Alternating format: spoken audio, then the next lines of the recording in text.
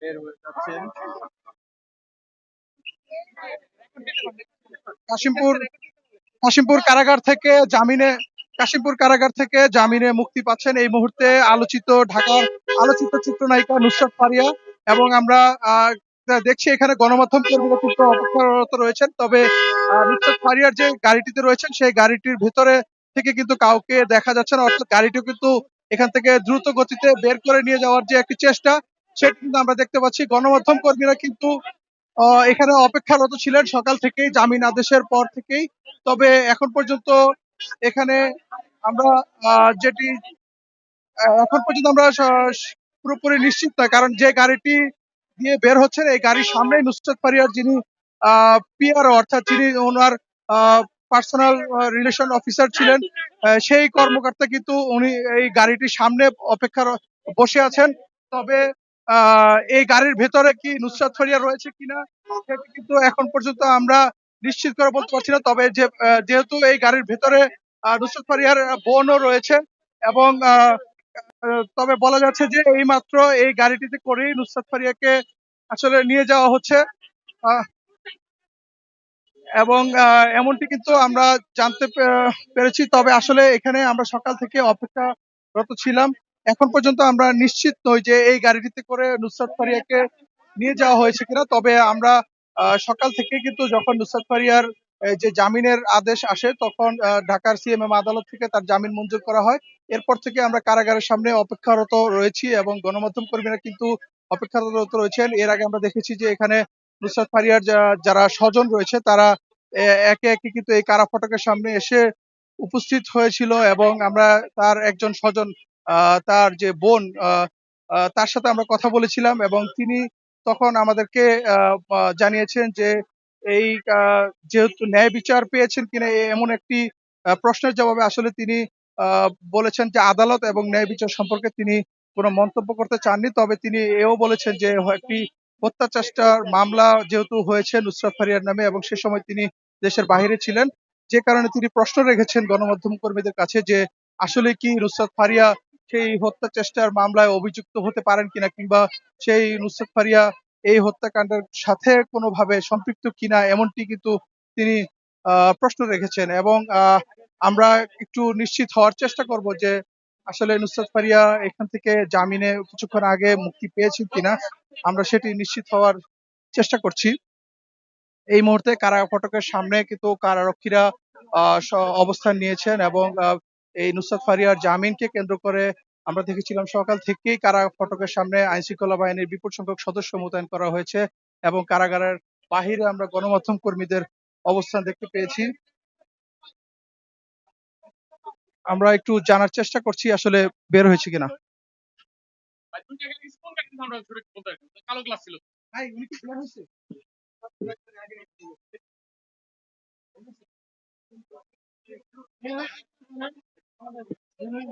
বের হয়েছে কিনা সেটা তো অফিস কর্তৃপক্ষই জানে। আমরা গাড়ি বের করছি, এটা আমরা বলতে পারি না সঠিক। দেখা যায় তো, কাগজ রাস্তা দেখা যায় না। স্বজনরা কি বের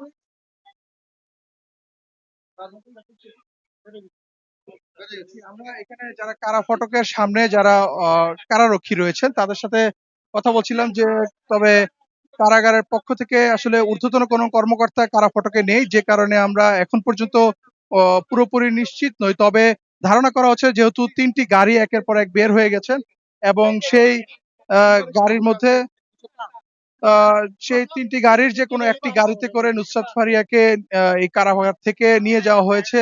আ এমনটি কিন্তু আমরা এখন পর্যন্ত আ আ জানতে পেরেছি।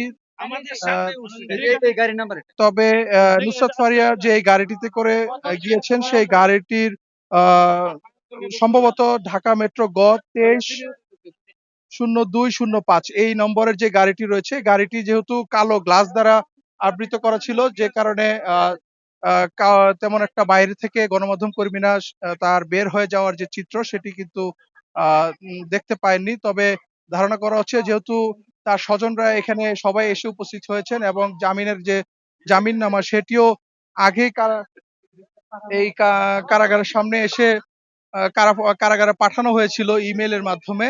আ যে কারণে ধারণা করা হচ্ছে যে আ সমস্ত আইনি যে প্রক্রিয়াগুলো রয়েছে সেই আইনি প্রক্রিয়া শেষ করেই নুসরাত ফারিয়াকে এই কারাগার থেকে মুক্ত করে নিয়ে যাওয়া হয়েছে। আ একটি বিষয় জানিয়ে রাখতে চাই দর্শকদের যে বৈষম্য বিরোধী ছাত্র আন্দোলনের আ ঘটনায় ভাটারা থানায় একটি হত্যা চেষ্টার একটি মামলা হয় এবং সেই মামলায় নুসরাত ফারিয়া এজাহারভুক্ত আসামি ছিলেন। আ এবং তাকে গত রোববার ঢাকার হযরত শাহজালাল আন্তর্জাতিক বিমানবন্দর থেকে ইমিগ্রেশন পুলিশ তাকে আ আটক করে এবং পরবর্তীতে ভাটারা থানায় নিয়ে যায়। সেখান থেকে তাকে ডিবির যে কার্যালয় সেখানে নিয়ে যাওয়া হয় এবং পরবর্তীতে অর্থাৎ সোমবার নুসরাত ফারিয়াকে যে ভাটারা থানার যে হত্যা চেষ্টার অর্থাৎ শিক্ষার্থী এনামুল হক, সেই শিক্ষার্থী এনামুল হকের যে হত্যা চেষ্টার মামলার এজাহারভুক্ত আসামি হিসেবে তাকে গ্রেপ্তার দেখিয়ে তাকে কারাগারে তোলা হয় এবং আমরা দেখেছি গতকালকে কিন্তু নুসরাত ফারিয়ার যে আইনজীবী ছিলেন, আইনজীবীরা তার জামিন চেয়েছেন। তবে সেই জামিন নামঞ্জুর করে সিএমএম আদালতের ম্যাজিস্ট্রেট তিনি কিন্তু নুসরাত ফারিয়াকে কারাগারে পাঠান। এরপরে কিন্তু নুসরাত ফারিয়াকে ঢাকা থেকে এই গাজীপুরের যে কাশিমপুর কারাগারটি রয়েছে, মহিলা কারাগার, এই কারাগারে নিয়ে আসা হয় এবং আজকে অর্থাৎ আগামী ২২ তারিখ কিন্তু ২২শে মে আ তার জামিন শুনানি হওয়ার কথা ছিল এবং সেদিন পুলিশের যে প্রতিবেদন যে আসলে এই ঘটনার সাথে নুসরাত ফারিয়া কতটুকু সম্পৃক্ত কিংবা আ নুসরাত ফারিয়া সম্পৃক্ত কিনা সেই বিষয়টি সম্পর্কে পুলিশের প্রতিবেদন দাখিল করার জন্য সময় নির্ধারণ করা হয়েছিল। আ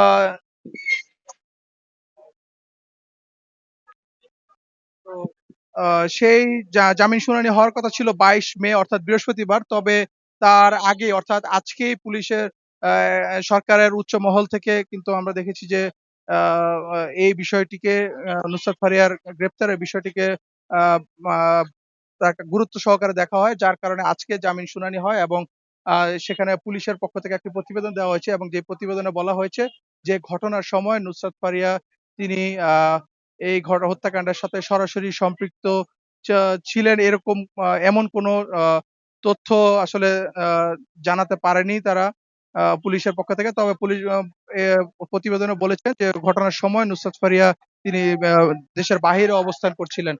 তো তার প্রেক্ষিতেই মূলত ঢাকার সিএমএম আদালতের আজকে বিচারক আ নুসরাত ফারিয়াকে ৳৫,০০০ যে বেল বন্ডে তাকে জামিন দিয়েছেন। এরপরেই কারাগার সেই আদালত থেকে তার যে জামিননামার যে কাগজগুলো সেগুলো ইমেইলের মাধ্যমে গাজীপুরের কেন্দ্রীয় কাশিমপুর কারাগারের অর্থাৎ এখানে যে মহিলা কারাগার রয়েছেন যেখানে তিনি বন্দী ছিলেন সেখানে আসা হয়।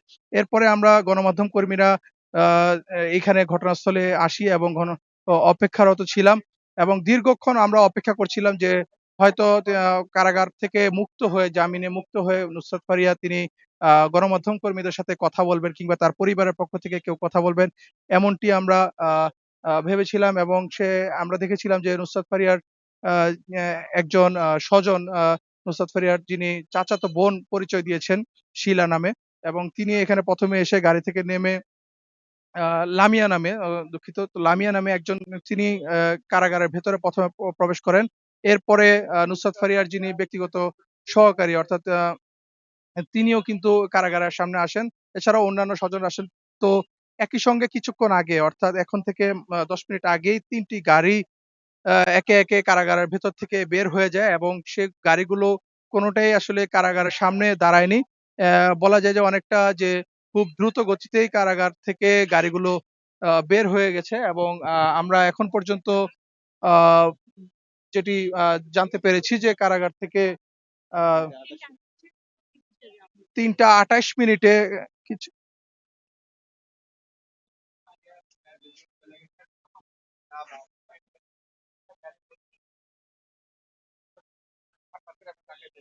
৩টা ২৮ মিনিটে কারাগারের আ আমরা কারাগারের জেল সুপারের সাথে কিছুক্ষণ আগে কথা বলেছিলাম। গাজীপুরের কেন্দ্রীয় মহিলা কারাগার যেটি রয়েছে সেই কারাগারের যিনি জেল সুপার তার সাথে কথা বলেছিলাম।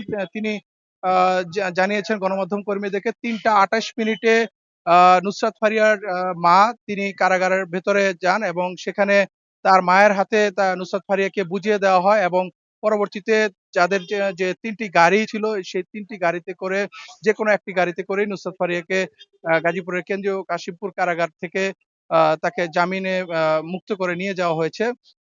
আ তো এই সকাল থেকে আমরা যেটি জানাচ্ছিলাম যে এই নুসরাত ফারিয়ার যে গ্রেপ্তার এবং সেই গ্রেপ্তারকে কেন্দ্র করে কিন্তু গত ২ দিন ধরেই আ আ সামাজিক যোগাযোগ মাধ্যমে ব্যাপক সমালোচনা হচ্ছিল। আমরা দেখেছি যে সরকারের সাংস্কৃতিক মন্ত্রণালয়ের উপদেষ্টা তিনি এই বিষয়ে গ্রেপ্তারের বিষয়ে তিনি মন্তব্য করেছেন সামাজিক যোগাযোগ মাধ্যমের পাশাপাশি বৈষম্য বিরোধী এই ছাত্র আন্দোলনের যারা নেতৃত্ব দিয়েছেন, বিশেষ করে এনসিপির মুখ্য সংগঠক হাসনাত আব্দুল্লাহ তিনিও সামাজিক যোগাযোগ মাধ্যমে এই গ্রেপ্তারের বিষয়ে তিনি মন্তব্য করেছেন এবং আ তার আ প্রক্রিয়া দেখেছি যে শোবিজ অঙ্গনে অর্থাৎ চলচ্চিত্র অঙ্গনে যারা পরিচিত মুখ ছিলেন তারা প্রত্যেকেই কিন্তু বলছিলেন যে এই যেহেতু নুসরাত ফারিয়া একটি আ মুজিব নামে একটি যে বায়োপিক শেখ মুজিবুর রহমানের যে একটি বায়োপিক তৈরি করা হয়েছে আ সেই চলচ্চিত্রে তিনি শেখ হাসিনার চরিত্রে অভিনয় করেছেন। যার ফলে কিন্তু তারা অভিজঙ্গনের যারা চলচ্চিত্র শিল্পী রয়েছেন তারা বলছেন যে শুধুমাত্র এই চলচ্চিত্রে অভিনয় করার কারণেই তাকে প্রতিহিংসা হয়েই আসলে এই মামলায় তাকে এজাহারভুক্ত আসামি করা হয়েছে বলে অনেকে দাবি করেছেন। তবে নুসরাত ফারিয়া সেই সময়কার তার যে অবস্থান তিনি তখন দেশের বাহিরে ছিলেন এবং এই ৫ই আগস্টের পরেও একাধিকবার তিনি বিদেশে ভ্রমণ করেছেন ব্যক্তিগত কাজে কিংবা চলচ্চিত্রের কাজে। তখন কিন্তু তাকে কোনো আটক বা গ্রেপ্তার করা হয়নি এবং এই আন্দোলনের সময়কার নুসরাত ফারিয়ার যে বিভিন্ন ধরনের যে সামাজিক যোগাযোগ মাধ্যমে তার বিভিন্ন ছাত্র আন্দোলনের পক্ষে অর্থাৎ ছাত্রদের পক্ষে তার বিভিন্ন যে ফেসবুক পোস্ট সেই ফেসবুক পোস্টের স্ক্রিনশট গুলো গত ২ দিন ধরেই সামাজিক যোগাযোগ মাধ্যমে ব্যাপকভাবে ভাইরাল হয়েছিল এবং তারপরে কিন্তু যারা সরকারের উচ্চ মহলে এটি নিয়ে কিন্তু নজরে আসে। পাশাপাশি বিভিন্ন রাজনৈতিক সংগঠনগুলো কিন্তু নজরে আসে। এরপরে কিন্তু সরকারের একটি বলা যায় যে একটি গ্রিন সিগন্যাল ছিল যে নুসরাত ফারিয়ার জামিনের বিষয়ে। তারই প্রেক্ষিতে আজকে নুসরাত ফারিয়াকে ঢাকার সিএমএম আদালত থেকে তাকে জামিন দেওয়া হয়েছে এবং ৩:৩০টার দিকে গাজীপুরের কাশিমপুর কারাগার, মহিলা কারাগার থেকে নুসরাত ফারিয়ার মা এবং তার যে স্বজনরা রয়েছেন তারা এসে তাকে জামিনে মুক্ত করে এই মুহূর্তে গাজীপুর থেকে কাশিমপুর কারাগার থেকে ঢাকার উদ্দেশ্যে নিয়ে যাচ্ছেন। তো এই ছিল আমার কাছে গাজীপুরের কেন্দ্রীয় কাশিমপুর কারাগার থেকে সবশেষ তথ্য।